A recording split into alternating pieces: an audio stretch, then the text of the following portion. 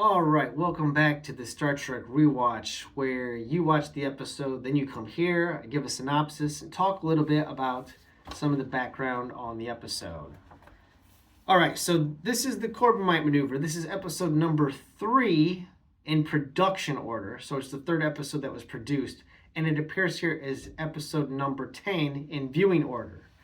So we've got some weird things here, okay, because since it's an early episode, characters don't quite behave the same. Mr. Spock, for instance. In fact, he's the first character we see. Mr. Spock's on the bridge, not Captain Kirk, and we'll just get into it. So the writer for this was Jerry Soule. The director was Joseph Sargent. The composer was Fred Steiner. Photographic effects were done by the Howard A. Anderson Company. The USS Enterprise is confronted by an alien warning buoy while attempting to explore an uncharted area of space. The starship's phasers destroy the radioactive buoy. Soon afterward, a gigantic spherical spaceship traps the Enterprise, and an alien voice promises destruction within 10 minutes. A bluff conceived by Captain Kirk postpones the death threat of Baylock, the formidable-looking alien commander. So this is where it gets the episode gets its name, the Corbomite maneuver, because they give the Enterprise 10 minutes to make peace with their deity or to make preparations for their death. Mr. Bailey completely flips out and loses his crap, and Kirk kicks him off the bridge. And we'll talk about him real quick. Anthony Call played Mr. Bailey here.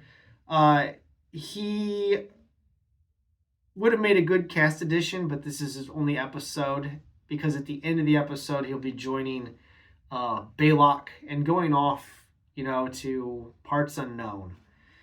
But Mr. Bailey, Anthony Call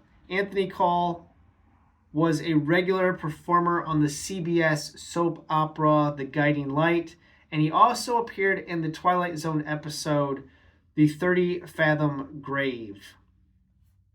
The voice of Baylock, all right, in this episode, the alien that speaks, "You have 10 minutes," that deep voice.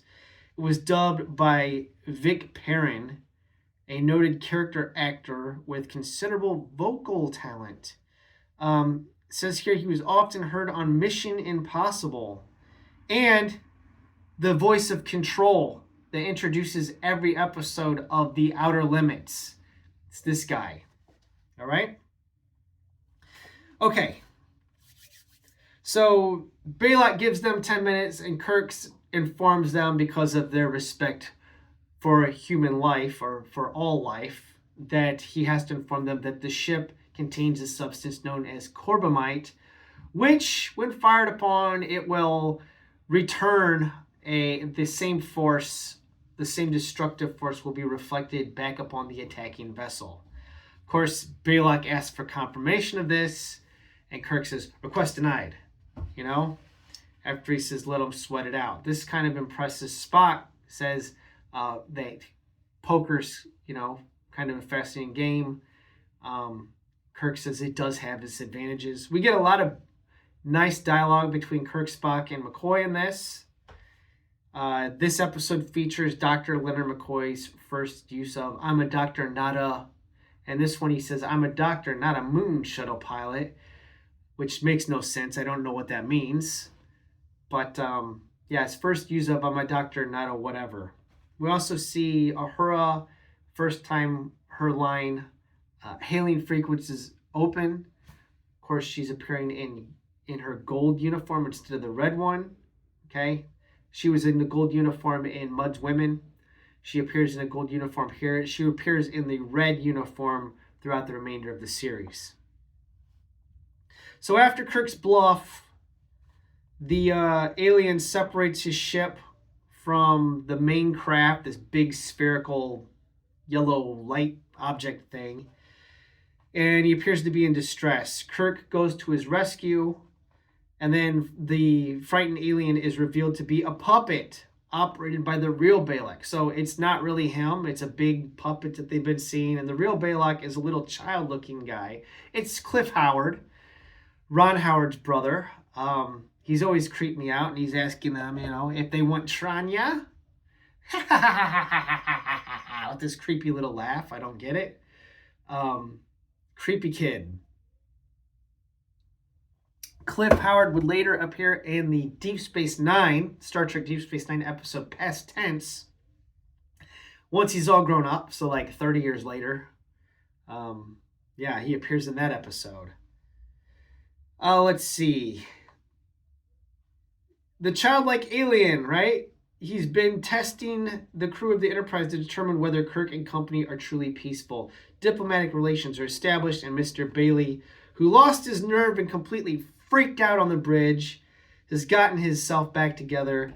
He volunteers to remain on board the alien ship as a exchange student. All right. Pretty good episode. When this episode opened up, notable things. Kirk on his back with the feet pumping thing, and I don't know what that device is. It's weird. I guess it's a cardiovascular measurement thing. It appears in several episodes. I don't get it. It's strange. We get this would have been DeForest Kelley's first episode. Okay, as a cast addition. Even though we saw his first appearance in The Man Trap, this is the first episode that he appears in. First appearance of Grace Lee Whitney as Yeoman Janice Rand, Kirk's Yeoman, which her last episode was Miri, which we watched a few weeks ago.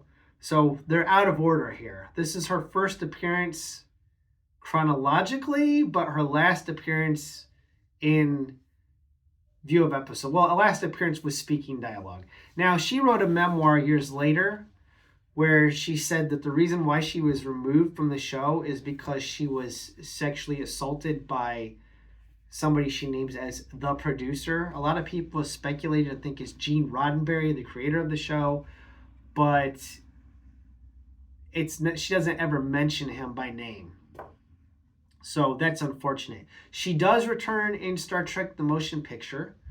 So we'll see her again in the movies, but her appearances on the show are done. She has a walk-off appearance on The Conscience of the King, which we'll see a few weeks from now, but she has no spoken dialogue in that episode. And that will be the last time, unfortunately, that we see Yeoman Janice Rand. It is clear that she was supposed to have a bigger role in the series, but due to these unfortunate circumstances of Hollywood back then, she's gone.